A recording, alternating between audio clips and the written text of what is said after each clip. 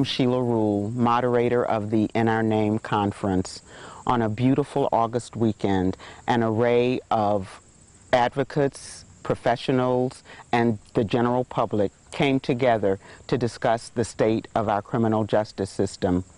What you're about to experience is a compelling mix of thoughts, ideas, and stories that will help us all to reframe our thinking about crime and violence in America so that we can move forward toward a just and fair system for all.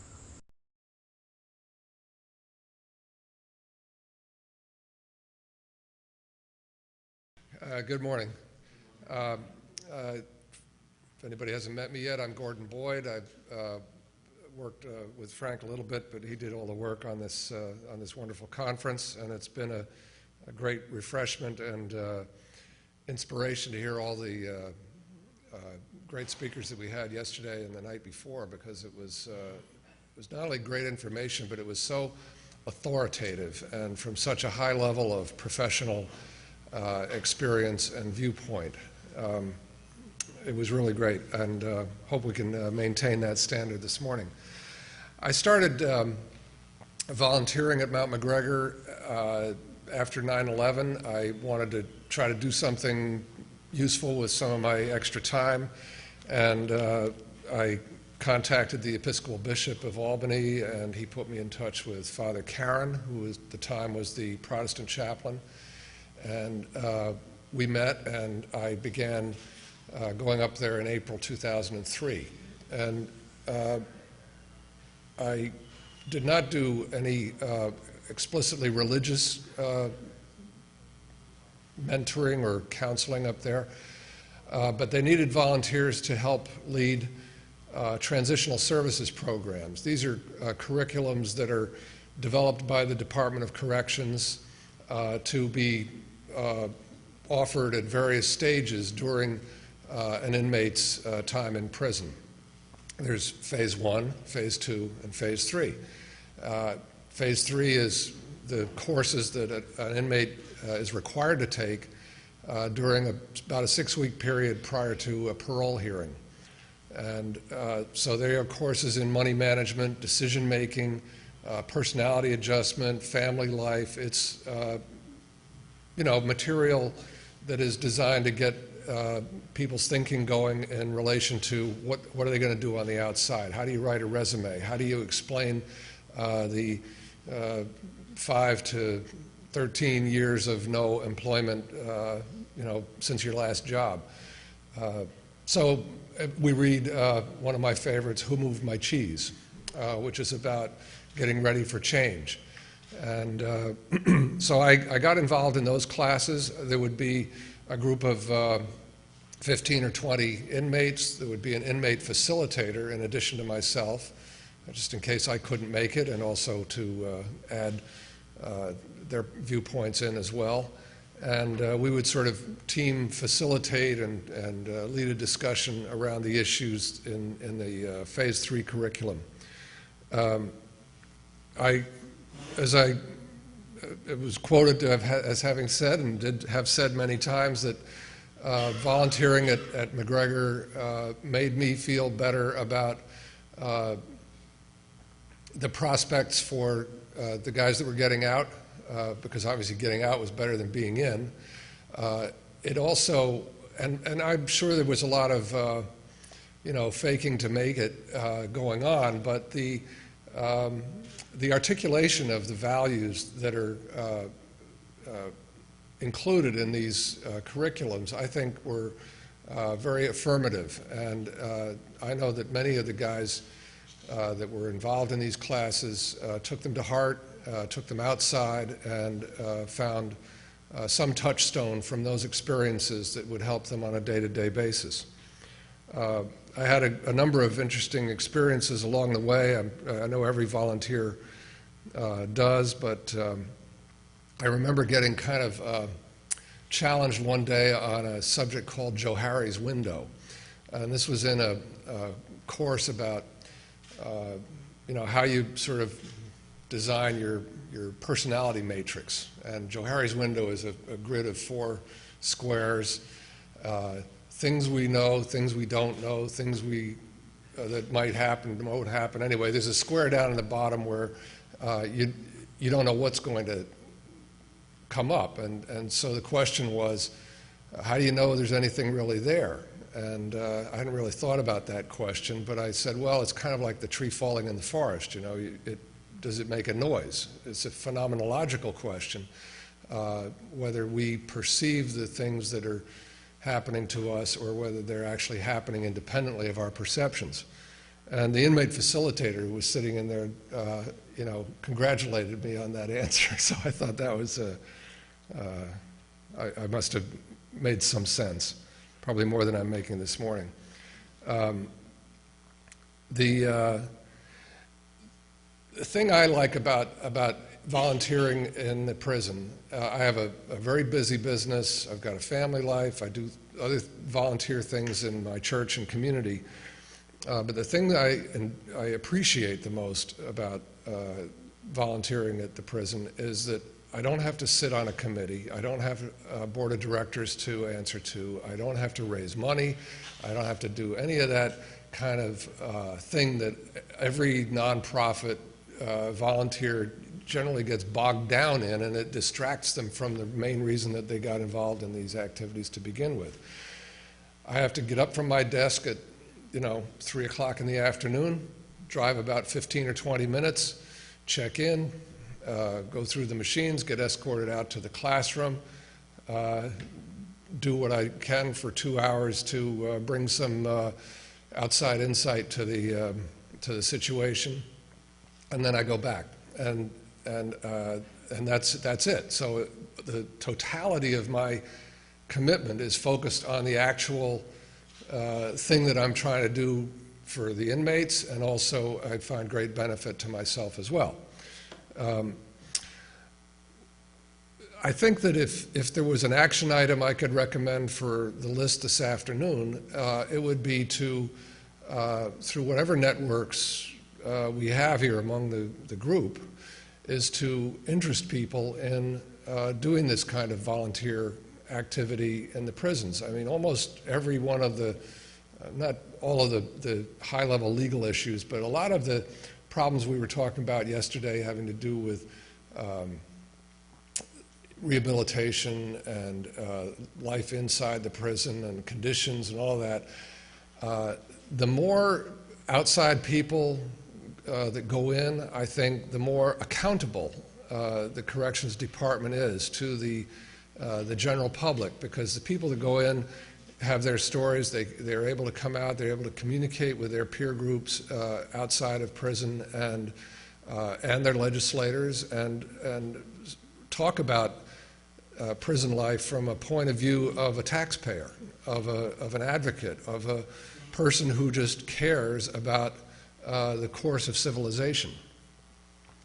So personally, I intend to, after this conference, sit down with people that I know from here in the Episcopal network and see if we can't do something to make a more coordinated approach to the parishes in our diocese and try to interest people around the diocese, which covers a good bit of upstate New York, in establishing a prison ministry. Now, prison ministry, I don't think has to be a lot of individuals. It might be 1 or 2 people. It might be one person who regularly goes up to the prison to participate in classes and then comes down and has a clothing drive or some other sort of event that can support that activity. But I think that's something that is very compatible with church mission and could be meaningful. I'm also active in the business community where I live. I was on the Board of Directors of the Chamber of Commerce for 8 years, and I think that the business community is another network of people where there are individuals who care about what is happening when people get out of jail. And that may be another place where networking this type of activity could bring more volunteers into the system. And as far as I know, nobody in the corrections department has said, we can't take any more volunteers, okay? So I think that, the door may not be open, but it's unlocked. And we should be able to register volunteers and get more people participating in the programs that are happening anyway. And this doesn't directly solve all of the issues that were discussed yesterday, but it creates a constituency with personal experience and informed viewpoint that can, I think, help build the kind of support politically that is needed to move some of these agenda items along. If we just think of the population in the state prisons, what are we into? Like 60,000 something now? And there are so many getting out each year anyway.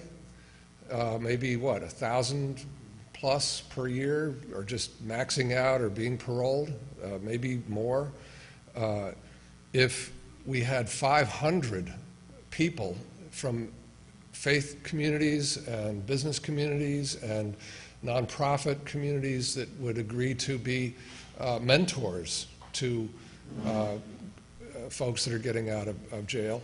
If we had 500, we'd have, everybody could have 2 inmates to look after and ex-offenders and be able to connect with them and help them in their adjustment. I've maintained contact with a handful of guys that I've known up at McGregor. I would say my success rate is no better than society at large. My principal success has been here this weekend, Dino. A couple of guys that I stayed in contact with ended up making the U-turn and doing something, kind of poorly planned, shall we say, and are back in. But nevertheless, I think the effort is worth it, even if we are able to get 1 or 2 people better off than they would have been without our involvement. I think it's worth the effort. So, I mean, just if we think about, there is a finite universe of all inmates. There is a finite fraction of that is getting out. There is a number of people that we could say, okay, let's try to build up a network of volunteers that are going to take some responsibility on society's behalf to try to ease the transition to society and make things a little bit better. There's a lot of stuff in the jails, both from the docs curriculum and the sort of the voluntary courses that have been created. And I'm not talking about formal education here that Siena will address, Dr. Richardson and Father Tamburello, but the 7 Habits of Highly Effective People, emotional intelligence, the SOAP program. Some of these are motivational in nature, preparatory to getting out. One thing that I think is maybe something that could use a little emphasis in those courses is not letting people's self-confidence get out of control. There's a stage in recovery, I think, where people that are coming out of addiction or alcoholism think they can master the world. And I know guys that have gotten out of jail and they want to turn the world upside down, but in a nice way, and just really do a lot.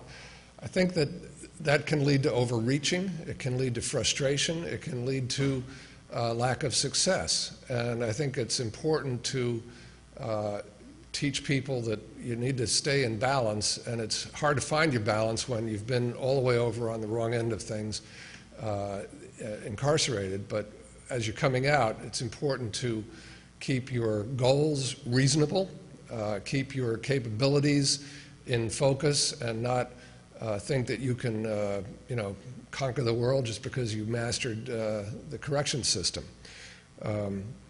But that's kind of a small point. I think that we have such a high rate of recidivism that it really is something that society at large needs to take responsibility for in an individual way. Each of these people who recidivates is a person who was missing something when they did so. And some kind of individual contact on the outside with people that have gotten out, I think, is a plus factor. tie that together with volunteer work inside the prison, and I think it's something that no matter what happens with the rest of these agenda items, and we know from an excellent talk yesterday by the former head of the parole board that some of these problems have been around for a while. You know, I had brown hair when he went on the parole board in 1976, and we are now arguably not even as well off as we were then with some of these issues. But individuals can make a difference, and I think that's, I get a lot out of it, and I would hope that we could promote that as an agenda item. So thank you very much.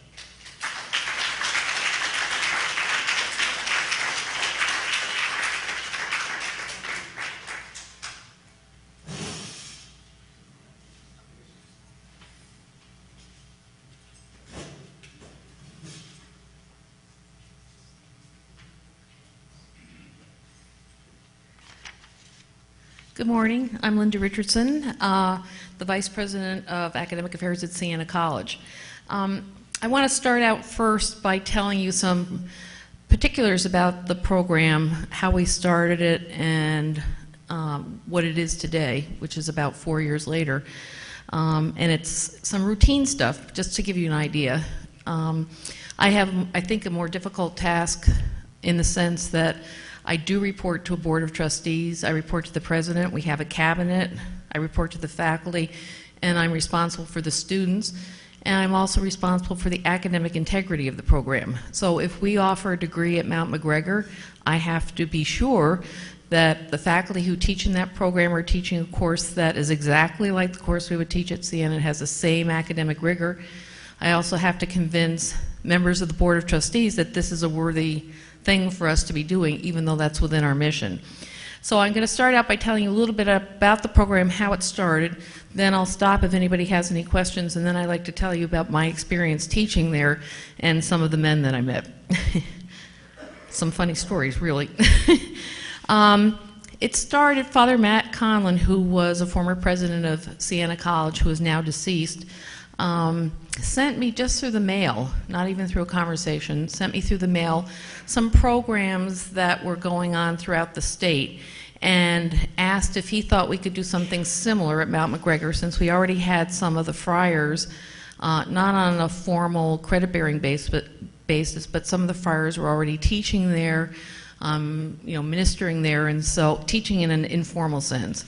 If we could do something more formal at Siena. And so I kind of put it aside for a while and thought about it because there were a lot of other things going on. And the more I thought about it, and the fact that we always talk about mission to the students, but we really don't talk about mission and how faculty members are involved in the mission. And our mission as a Franciscan and Catholic institution really is to model the life of St. Francis and to engage ourselves in dialogue with poor and marginalized members of our society. And so, as faculty members, of which I am a faculty member, we go about our day teaching our classes and having our office hours, but we rarely engage ourselves. We engage with the students, but I don't think we engage that much with the mission. And so I thought this would be a great opportunity for the faculty to get out of the ivory tower, use their expertise, which I think is the important point here, and which we try to emphasize with the students, that if you're going to be successful in life, and in all terms of what life is, not just in your particular discipline, your profession, but in your life and giving back to others, which is what we really preach at Siena, you have to really do it through your discipline. So serving in a soup kitchen is great. We all know at Thanksgiving everybody signs up one time for Equinox and goes and serves turkey. But that's a one-day thing, and I'm not saying that's a bad thing, because we need that. But what we really need is for people to have a sustained effort at that, and to, with that sustained effort, to bring more people into the arena. And so what we're trying to do at Siena, and what we're trying to do with this program, is to get people to see how accounting, chemistry, economics, whatever the topic might be, how you can really give through education in a meaningful way to this population. So after I put it aside and started thinking about this and trying to convince all of those other parties that this was the right thing to do, I said, well, I'm going to go up and meet the men and, see what they're interested in. And so I just asked some people whether or not we have any official Mount McGregor people here, and we don't, so I'm just going to be really straightforward about some of this stuff. It wasn't easy. Yeah, it was not easy at all. I mean, in the sense they really want this, but they want it, I think, in name and as, they've promoted this in their literature, but they didn't make it very easy for us to establish a program there. In fact, one thing I do remember was that one of our faculty members who's been teaching there since the beginning and also taught at another prison, on his ID he had a beard, and one day he shaved his beard off and he went up to teach and they wouldn't let him in. They sent him home even though he had all kinds of identifications. So that's just a little minor detail, but it was Dick. Just in case you didn't know who it was.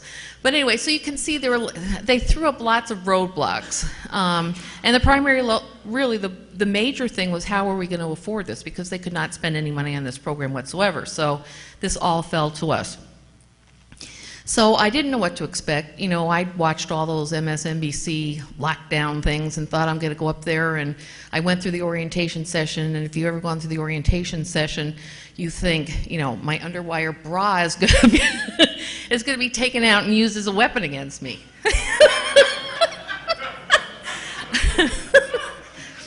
Really, that never happened.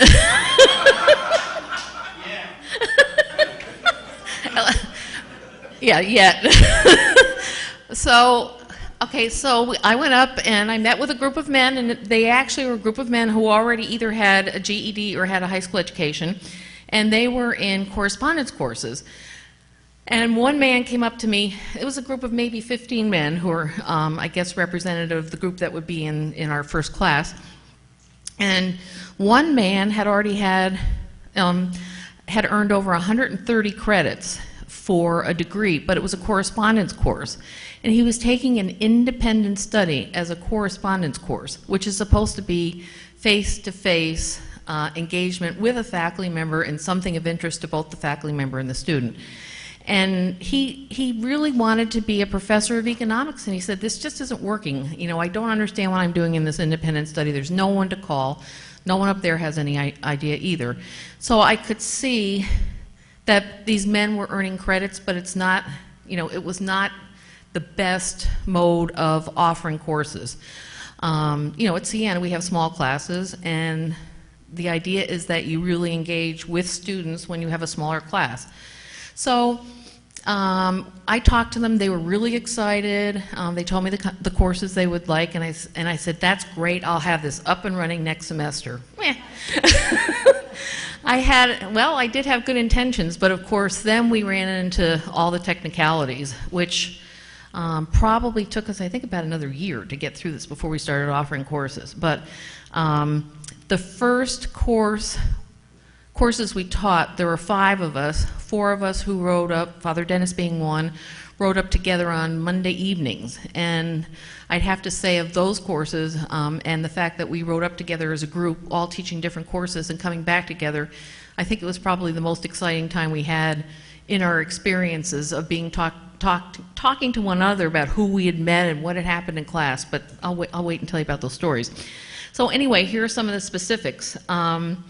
We can't teach everything up there. So at this point in time, we're trying to get to that point, but because of things like chemistry, if we were going to teach Chemistry 101, we couldn't bring chemicals up there or any sort of explosive kinds of things. They don't have access to the internet, so it's difficult to teach a computer science course if you don't have a computer or you don't have access to the internet.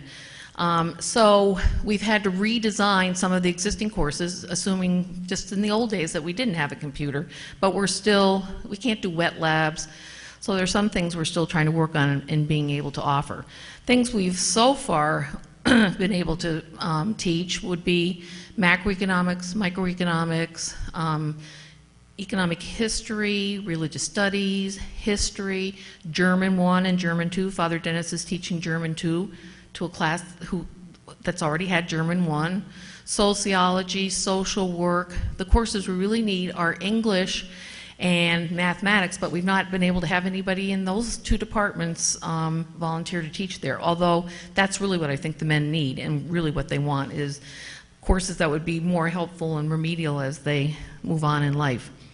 So we went up and we talked with them, and 1 year later we did offer the courses. They're 4-credit courses. They have to take an entrance exam. It's not an SAT exam. However, if they decided to matriculate at Siena, they would have to take an SAT. They can use the credits for transfer credits. They can use them if they decide to go to Siena and they took the SAT exam and met the SAT standard, they could transfer those credits in. They can go do online distance learning. I'm thinking most men have elected through our program to go on to community college, which is less expensive, and there are issues in terms of financial aid depending on the crime that was committed. So there is financial aid available, but it is restricted. Typically, non-matriculated students can only take up to, I think, 3 or 4 courses, and then you have to matriculate. However, I noticed in the handbook, there's a rule that says the VPAA can waive that. So since I'm the VPAA, we have some men who have now taken 33 credits, which is really 11 courses. I mean, they're 1/4 of the way towards an undergraduate degree, which I think is phenomenal. So they take the exam. Not everybody passes the exam. We have a standard. They also write essays, and we try to give them essays that are meaningful to their life. So it's not, those typical SAT kinds of things like the causes and results of World War II or something like that. So I can't remember what SATs for me were a million years ago. But they're things that we know that they want to talk about. So it's very interesting because you also learn when you read the essays not how well they write, but you also learn a lot about their lives. We waive the tuition, so there's no charge for tuition. And the reason we're able to do that is all the faculty members who teach in the program do so on a volunteer basis. And we don't have any overhead costs because we go to the prison, teach the courses, and it's all volunteer. The only thing really that comes out of our pockets would be travel expenses from Siena up to Mount McGregor, which is with the price of gasoline, getting to be somewhat of an worrisome for me in terms of the people that have volunteered to teach. We hope and I should introduce Emily Potka, who is our VISTA volunteer. Emily is going to be responsible. I will listen to her give us her job description today, so now I know what she's doing. She's going to be responsible for trying to transition into other programs, make connections here, as well as building the program so we can offer a full program. Another thing in terms of action items, one thing we really need are books. Because we give, whatever student takes a course, we give them a brand new textbook, at least we try to. We've done fundraising. Some of the faculty members who teach the courses buy the books for the students. We've had some publishers who will give us books, just donate them to us. However, that's kind of running thin because we typically have the same publishers. So an action item for me would be to get some fundraising going, which Emily's going to be responsible for books. So we're trying to build up that library at Mount McGregor. Okay, did anybody have any questions about any of that routine stuff? Okay, so now I want to tell you about the really interesting part, which are some of the experiences we've had with the men. I taught the first time in macroeconomics, and well, first of all, you have to go through all of the hurdles to get into the classroom. And once you get into the classroom, of course, they told us that you can't shake hands with the men, and they call the men inmates, but we decided that wasn't the way we were going to play the game. So what we did was we never called them inmates. We put signs. We gave everybody a sign that said, Mr. Richardson, Mr. Smith, whatever, and we addressed them as such. And that way we would also know the students. So if we called on them, we would be able to call on them by name. And we always came in and we shook hands with them, and the first thing we would have in the classroom, we'd have what we call the ESPN Siena update. So I would go do or whatever that ESPN thing is, and we would tell them what's happening at Siena because we really wanted them to be a part of Siena. We gave them a catalog. We've given them official transcripts. They're supposed to be on the mailing list. So, and actually they saw a lot of Siena news on the news, but we really wanted them to know and feel like they were real Siena students. I never wanted to know why they were incarcerated. It didn't matter to me. They were students just like anybody else, but Fox News ran in the middle of the semester a special on our efforts, and it was advertised as, when the prison doors shut or close, what happens at Mount McGregor? And then the graphic was like blood rolling down the prison part. I'm not kidding. That's the way, I hope you're not from Fox News. But anyway, so I thought, oh, this is terrible. And what they did was they interviewed all the men and asked them what they had done. And I really didn't want, and of course they had to sign a waiver for that. So I learned some things, like we had, one man in my class had actually been a pilot and decided he was going to transport things other than luggage. So I did find out, although I didn't want to know. I can remember once we had, it was around Christmas time, and we were having a debate on whether or not you would, if you didn't have food for your family, whether or not it was okay for you to steal in order to feed your family. And I'll never forget, there was a student in the front who was one of those, a typical student who, raises his hand and goes, I know the answer to that. The guy that always sits, or the woman that sits in the front row that knows all the answers and everybody hates them. Well, he's sitting in the front row, and the guy in the back, who I didn't ever say a word, but he was, if you remember that movie, The Green Mile, he was very big, very tall, very big. And he had this huge tattoo down his arm that said Murderville, so I thought, whoa. He was a really nice guy, though. But all of a sudden, he hadn't said a word, and he stood up, and boy, he just didn't like this guy in the front who was always, Mr. I-know-it-all guy. And he got up, and they got into this fight about this whole topic. And I was team teaching with Dick Shirey, who's also a faculty member at Siena, and it was an economics class. And I looked around to Dick and I said, do you think we should do anything about this? But it ended up it was fine. It was just an intellectual argument or disagreement, but it was actually kind of neat to see that they really were engaged in moral and ethical issues as well as what we were doing in the classroom. The men, I can't say enough about the men. Everybody says to me, did you have to water down the class? Did you make it easier?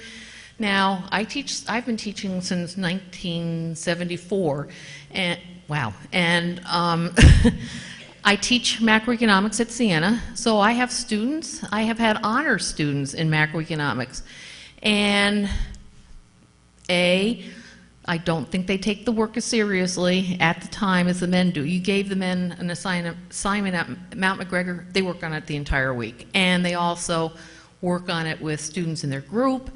These men found mistakes in our textbooks that we actually had to write to the publisher about. I mean, this is close, fine reading that they do.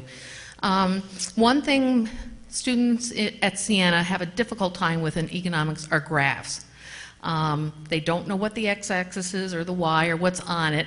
They draw a line with nothing on the axis, and then you ask them to explain it, and they're like, well, it's increasing, or it's so on our exams, and I gave the same exams to the men that I gave to my students, fabulous graphs. I mean, just absolutely perfect. They would bring in colored pencils and rulers. I mean, and just an understanding, a very good understanding of macroeconomics. This was during, I think, around 2008. So I brought, especially in economics, you can bring in a lot of material that's relevant to the time. So I brought in a lot of stuff about the budget office, Barack Obama's budget. I tried to bring a lot of stuff in that they could comment on one way or another. It was sort of like point, counterpoint. And they loved that stuff. They ate it up. And if I didn't bring something in, they would find something in the newspaper up at the prison, and they would make copies of it, and we would hand it out in class. They were eager, anxious, respectful, smart, on task. It was just phenomenal. You could tell them to do anything for an assignment. And you know what, at Siena, the typical student says, is that going to be on the exam? And, It's like, how many millions of times, or is that, do we have to have that due tomorrow? These men were just phenomenal. I mean, they just so much appreciated the intellectual engagement, and we so much appreciated being there because it was really phenomenal as a faculty member to be engaged with people who really wanted to learn something and wanted you to be there. So that was great. So I guess after we taught that class, I really did miss the guys so much that we decided that we were going to do some, I think, book readings. I think we did Tortilla Curtain. We did one a couple of weeks ago, but I think they began calling me the White Oprah because it's like the White Oprah Book Club. But we had the Tortilla Curtain, which we had read in Foundations, and I remember going up there with Dick Shirey. We got in there and we opened it up to everybody. So you didn't have to be a member of this program. You could just be anybody who was interested in reading this book. And obviously we had a lot of people who came, much more than the number of students that we had. And at the beginning of it, they said, we hated this book. Because it's a book, I'm not sure how to... It's a book that we have our first-year students read so that they get an understanding of multiculturalism and they get a sort of a different sense of life as we know it, because our students typically are very sheltered students, and you have to immerse them in a culture other than their own, and that takes some in terms of education as well as experience. But they said, oh, we really hate this. So, but once we got discussing the book and they could see themselves in the book, it's, you know, it's sort of, we gave them questions for discussion, but we tried to draw it out of them. And then what happened was they would be exchanging their experiences, personal experiences, and that started an engagement and conversation that went in a different direction. So once you kind of teased it out of them, they really, you know, hopped on board, and at the end they walked out and said, well, we really didn't like the book, but the discussion was pretty good. So because we miss them, we do this so that we can go up and keep them so they don't think we're losing them. We want to keep the momentum going. I think that's all I have in terms of experiences, but it was a great experience, and I would encourage anybody. I'm trying to get retired faculty now as volunteers because I think that would be good for them. They wouldn't have that busy day, so it's great. I love it. Any questions? Nope. Yes.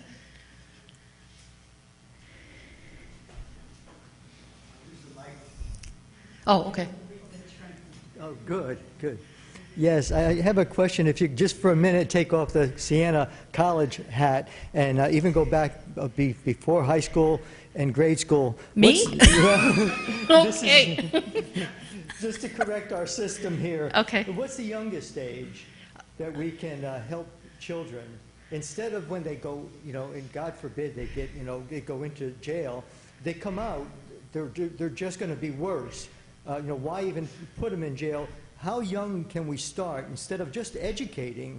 You mentioned mentoring too. How young, you know, grade school, kindergarten, pre-kindergarten, can we go in addition to education, try to bring our students in a better direction so they don't even go into jail? Wow.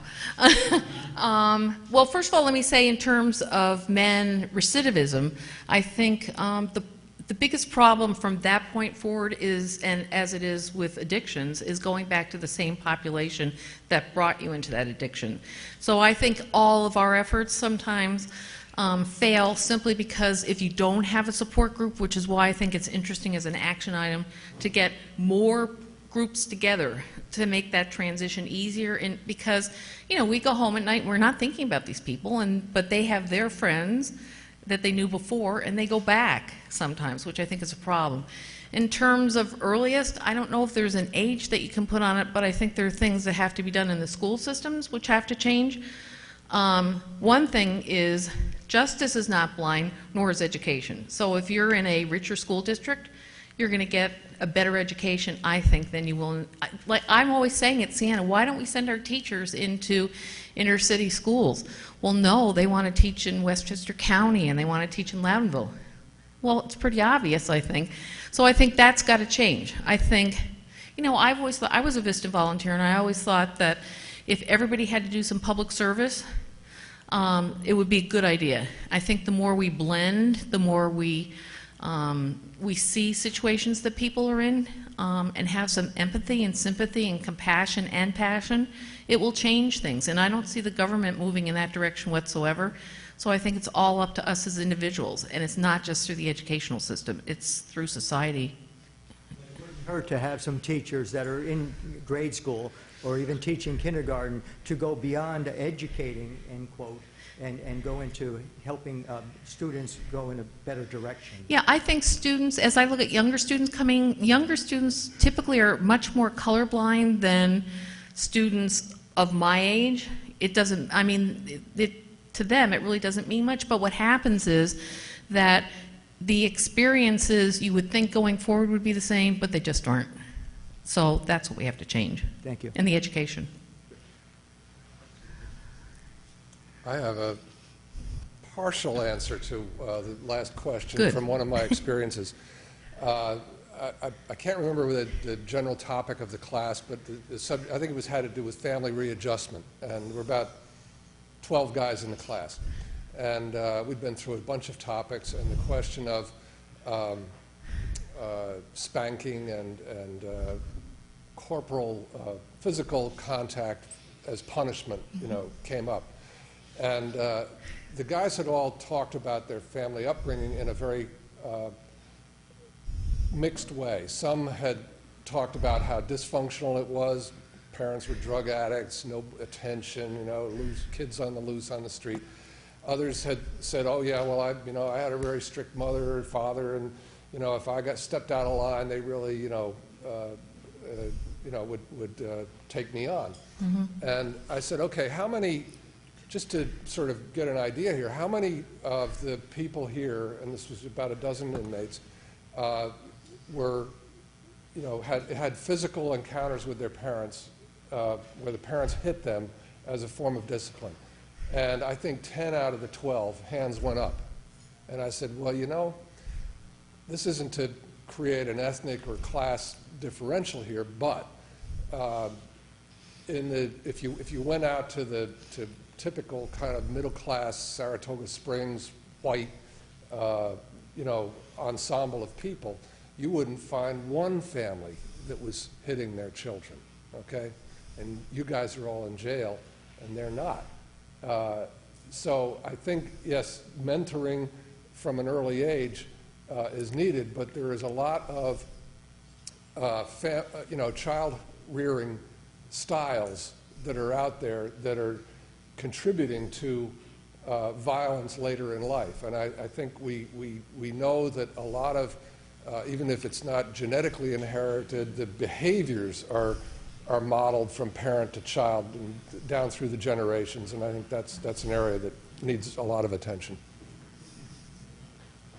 Let me ask, if we could have the rest of the other two speakers finish before we Sure. open it up to questions, just to let them finish, and then we'll open it up.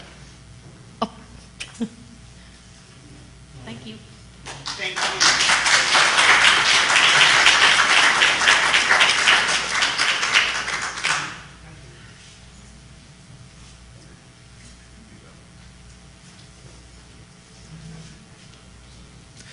Good morning. My name is Dennis Tamburello. I'm a Franciscan, and I work at Mount McGregor as a chaplain, and also I have taught, as Linda mentioned, I've taught 4 times. I'm actually in my 4th time right now teaching in the program. I taught my Intro to Religious Thought class at Mount McGregor in the first semester, spring 2010, and then again in fall 2011. This summer I ran German 101. I know that must sound odd, but I actually found 15 people who are interested in studying German, something I've always wanted to do, and I got the modern language department's okay. And so I taught 101, and we were all having such a good time, I decided to keep going, and we just started 102 last Thursday. So I'm really happy to be here, and I want to thank Frank and the rest of the organizers of the conference for bringing us all here.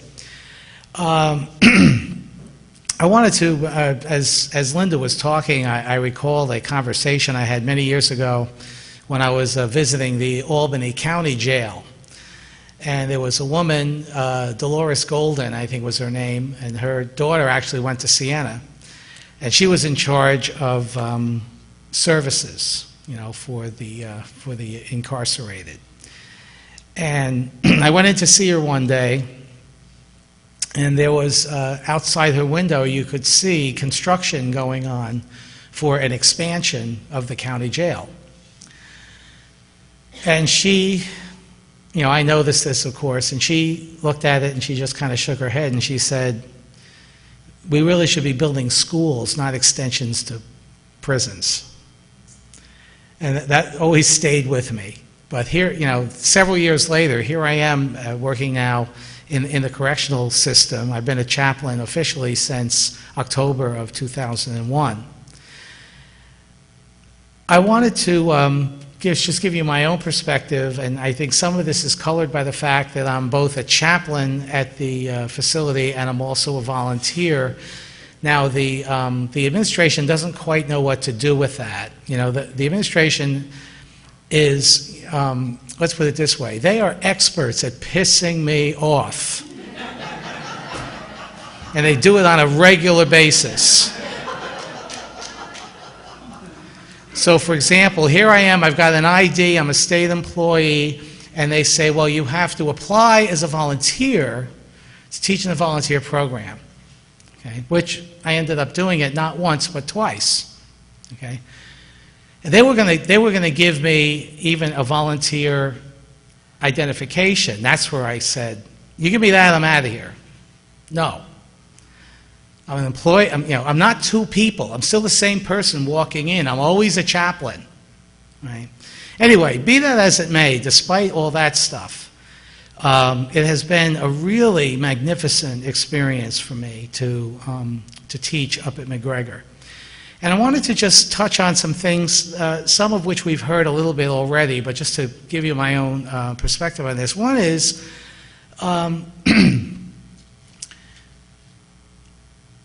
I try, when I'm teaching these men, to remember that they are not defined, their whole life is not defined by the thing that got them into prison. I think what often happens is they're treated more or less in terms of their crime by other people at the prison, even well-meaning people. Okay? And I always try to say, no, this is not who you are. I don't think of you as a convict or as a criminal. You are a student.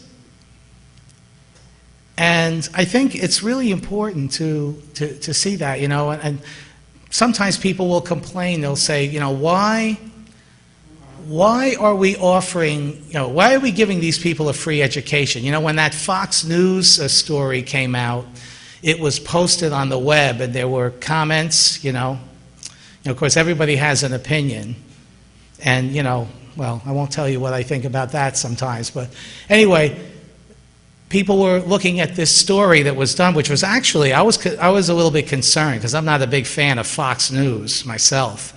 But they did a very good, positive story about our program up there. But then somebody wrote in and they say, why should we be giving a free education to these convicts? Why should we be giving them anything? And my answer to that is, well, first of all, we're not giving them a completely free education. We're giving them a couple of free courses which they can apply to. Sooner or later, they're going to have to matriculate somewhere if they want to do something with these credits, as Linda said. But the other thing that my response would be, some of these guys, in fact, many of them, have never gotten a break in their entire lives. No one has ever cut them a break. No one has ever given them a chance. And to me, when you do that, you can see what great things happen. And I'll tell you, when I look at these guys, like Linda said, they work so hard. Sometimes they'll spend hours, like, the German class. I don't know, does anybody know German in here? It's not an easy language. There's about 20 things that can go wrong in any German sentence. It's a hard language, and they just started a study group. They're going to get together and study together. You know, they are so motivated. If I ask them to do a homework assignment, as I say, it's right there, okay? One of the things that I noticed when I was teaching my religious studies class, at the end of the 3 hours, because I have to teach it in like one big 3-hour segment, so it would be once a week for 3 hours, so it really covers what would normally be spread out over 2 or 3 classes, all in one class. One of the things I noticed, like, you know, at the end of a 55-minute, now a 60-minute class, starting this September, at the end of a 55-minute class or even an hour and 20-minute class at Siena, they're ready, on your mark, get set. They're ready to run out the door. 2 minutes before the period ends, they're closing their books and, you know, everything else. These guys, at the end of 3 hours, they're raring to go. There was one time I needed to make up some time, and I was going to be at the facility a little bit later, and I said, guys, would anybody be interested maybe to catch up a little bit and going an extra hour? Not a single one of them said no. 4 hours they sat with me, and they would have sat for a fifth. The level of motivation is absolutely staggering to me. The other thing that is staggering to me is, well, let's face it, these guys didn't get into prison by being intensely interested in school, right? You know, in fact, many of them, they'll tell you, right, they'll say, I never was interested in school. I was a dropout, or I went, but I didn't really work very hard. I didn't really give a crap about school. And so what often these guys missed in their lives, they missed how intellectually gifted they are. They never knew they had this intelligence. They start studying in these programs, and then some of these guys have had, you know, not the best educational background either. It's amazing how much motivation will compensate for a lack of background. They start studying this stuff, and they find that they have gifts, intellectual gifts, that they never knew they had. And it's astounding to see. And you know what I see? I see them walking around with their books and their notebooks and everything else, and I see a different person than I saw before. It's like they have a new sense of themselves. They have a new sense of their own identity. And you know, I think there's nothing that pleases me and that lifts me up more than that. To see these guys who couldn't even say a good word about themselves in some cases, all of a sudden having a new sense of self-identity and something about themselves that they could be proud of. I don't know, I can't say enough how important that is. One thing I wanted to, just a couple other things I wanted to mention. The logistics of teaching in this kind of a program, aside from, you know, some of the rigmarole that you have to go through. I don't usually have to go through security because I am an employee. At least they spare me that. Okay, they'll let me walk in without going through the machines. Okay, but you do have to kind of go back to the old-fashioned mode of teaching. Like, I never thought I'd ever use an overhead projector again. But they have overhead projectors in some of these classrooms, and I find myself using them. I went into the School of Liberal Arts office a couple months ago, and I said, I kind of was by any chance, I said, do you have some transparencies? And they said, we have a whole box of them that have been just sitting here for years. You want them? They gave me the whole box. But I take my PowerPoints and I put them on overheads. You make it work. Now, some classes, like Linda said, some classes it's really hard. We probably couldn't teach a lab science. You know, I mean, I don't. That would be probably virtually impossible to teach a lab science. But there are other things that can. The other thing I just want to mention too is again, the fact that this is a low-budget operation, you know, where the faculty sometimes have to go begging for books, and hopefully Emily's going to help us with that a little bit. But, you know, when I wanted to teach the German class, at first I got stymied because a brand new modern language textbook usually runs about 150 to 200 bucks. I don't know if you're aware of this. It's outrageous. It's obscene, okay? So what I did was I went back 2 editions. And then on Amazon.com, the edition that's 2 back from the current one, I could get for like $5. With shipping, it was $10. I wrote to my friend in the development office, and I said, do you think you can find me a couple $100 for books? He said, I'll bring the money in on Monday. I said, whoa, whoa, I don't want you to pay. He said, I want to do this. He said, I don't have a lot of money to throw around. This is a cause I really believe in. I had the guys write him a note that they all signed a card, a personal message to him. He said he cried when he read the card. And I wrote to him the other day and I said, Jack, I just wanted you to know, I decided to teach the second half of this. I don't need any more money. I said, the books that you bought are good for at least a year. I said, I just wanted you to know that the guys wanted to thank you again for the books because now it's taken them through the second half of this. So it's really great. Now I'm going to say one last thing, and I think I need to mention this because it's been one of the things that's pissed me off.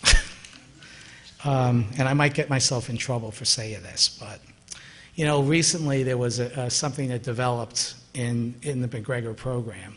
Linda, you'll probably kill me for saying it. That some of the guys who had been in the program were removed from it because of the nature of their crime. Now they had been allowed into the program. Some of them took several courses with us, and then they were evicted from the program. Now, I don't know why this happened. I didn't really feel that I got an adequate answer from the administration. I'm not done with this yet. It might end up costing me my job, but Linda and I intend to meet with the superintendent to talk about this issue. We're going to do it, but then a couple things got in the way in both of our lives. But you know, that really bothered me. And some of these guys, one of them in particular, was absolutely crushed that he had to leave this program. And I think the reason, this is my guess, my educated guess, is that somebody complained to the administration saying, you know, how can you let a sex offender, you know, into one of these courses? And so the powers that be decided, no, okay, we're going to, anybody with certain kinds of crime, and I think it was sex offenses were singled out, who's in the program is out now. And like, we never set that kind of a restriction. We have, as I say, we have an entrance exam, or we have a requirement for, you know, if you have a certain number of credits that you've completed successfully, we allow you into the program without the entrance exam. Of course, you have to have at least a GED. But we never set any other kinds of restrictions, other than that the fact that the person has to be on good behavior, of course. We understand that. But we never said, you know, we don't want people who've committed a certain crime in our classrooms. Because, again, I don't want to think of my students that way. So this is something that, to put it perfectly plainly, goes up my ass a mile. It really, really bothers me. And yet, I love teaching in this program. I think it's been a positive thing. I think I've gotten more out of it than I put into it. And I want to thank you for your attention. Thanks.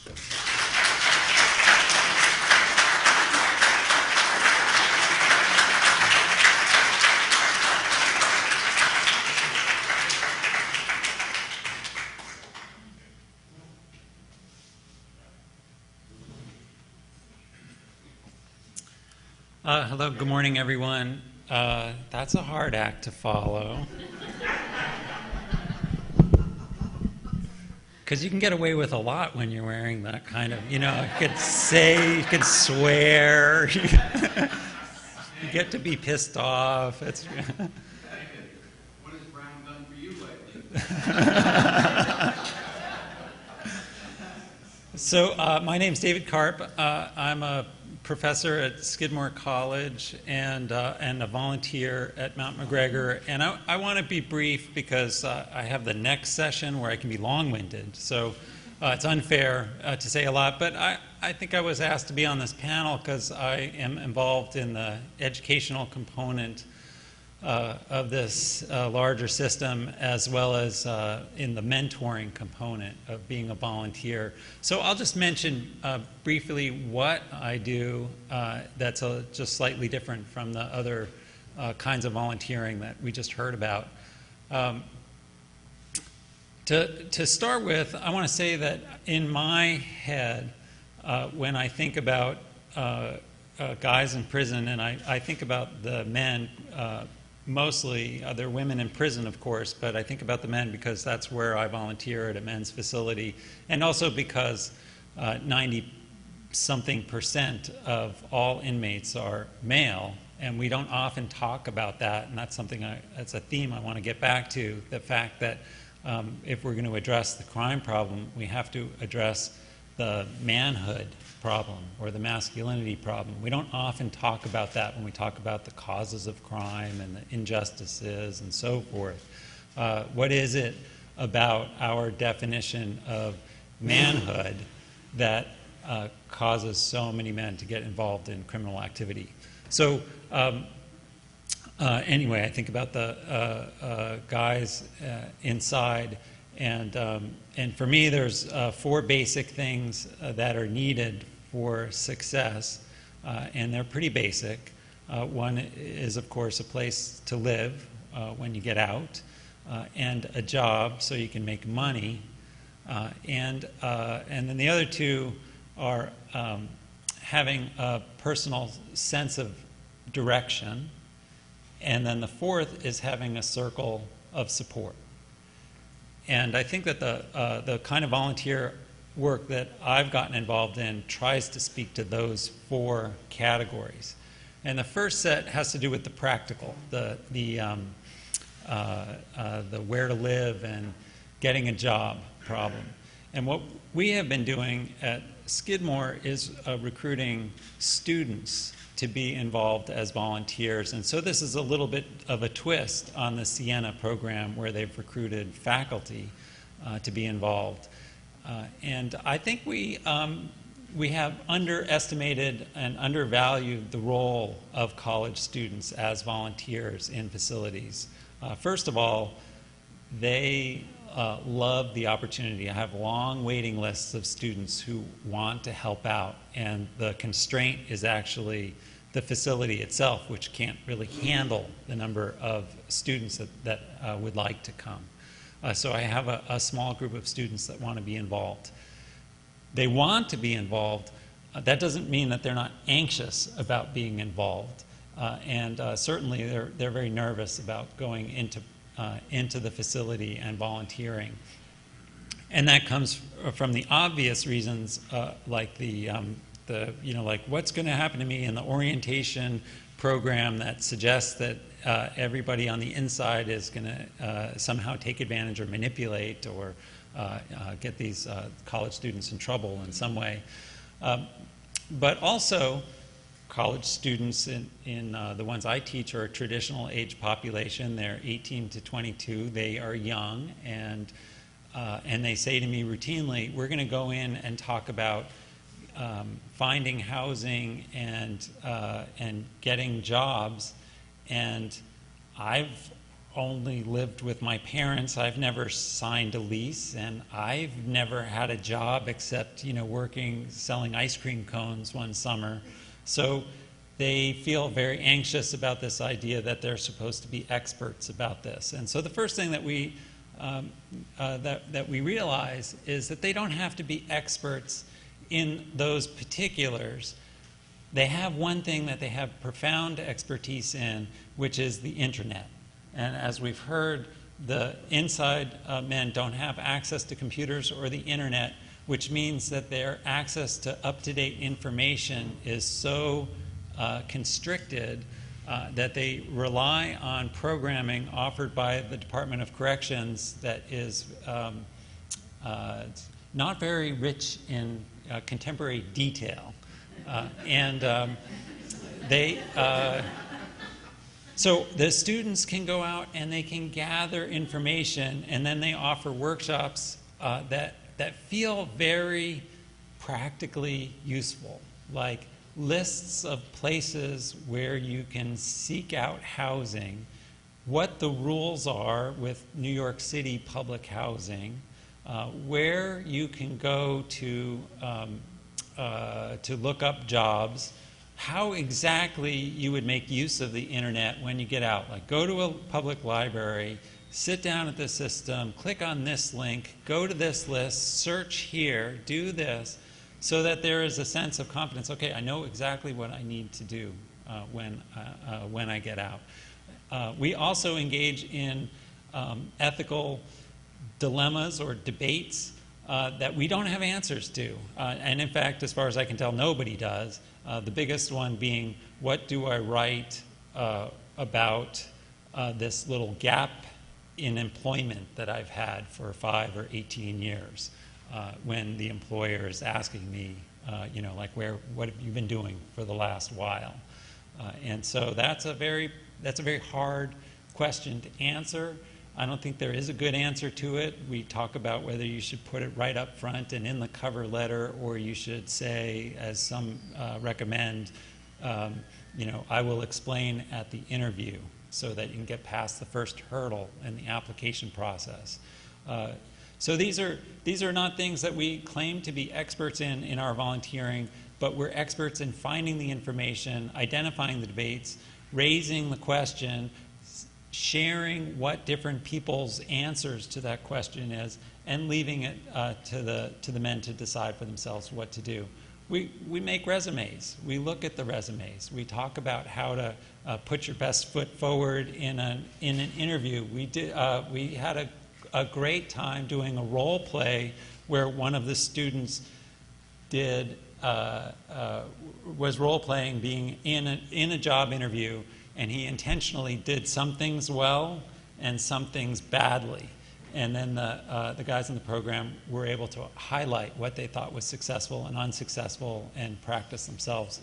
So the students as volunteers have served in this very powerful, very practical role of providing up-to-date information about opportunities on the outside, and can answer questions. Someone will say, yeah, but what about Rochester? I need to know something about housing in Rochester.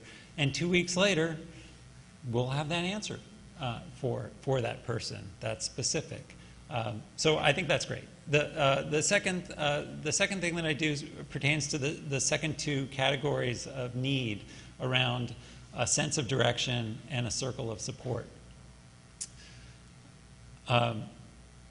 What I have discovered at Mount McGregor is that there are many inside men who are very talented facilitators, very wise elders in the system who run their own programs, and they don't. I'm not necessarily needed for that. However, I've been involved in a project that is called the Men's Leadership Circle. And really what that is a support circle for inmates who are running their own inmate-led programs. And these are often men who every week when we see them will say, they'll say, oh my God, I've had such a busy week. I have had no time for myself. I haven't even been able to get to the gym. I mean, they're the most workaholic, overworked, busy people I've ever met, in contradiction to the standard assumption that these guys have all the time in the world. They're so busy with programs. So we have a program of volunteers who offer these guys support, and it's essentially guidance and support around how to be a good facilitator and how to run a good program. And most of that is organized around issues of social support, of helping the inside men develop a sense of self, a sense of purpose, a sense of direction, a sense of connection to the outside world. And there's a series of volunteers a set of volunteers that come regularly. This is connected to a larger organization. It's a volunteer organization for men. It's called the Mankind Project, and it's online if people are interested. The Mankind Project is all over the country, and there are some spin-off projects in California and in Massachusetts, specifically working with in prisons. The California project is called the Inside Circle, and that one is online. And the Massachusetts project is called the Jericho Circle, and it's also online. So there are many resources for volunteers who are interested in working with men on the inside, and even offering support groups as they transition out. So that, everything else I would have said in a short commentary would just echo what the others have said in terms of the incredibly satisfying experience, the fact that we get as volunteers as much out of it as the other participants do in the program, and the sense that the inside men that I've worked with are incredibly hungry. That same sense of motivation that they are so appreciative and grateful for the work that just makes it all the more worthwhile. So it's only with appreciation that I participate in these programs.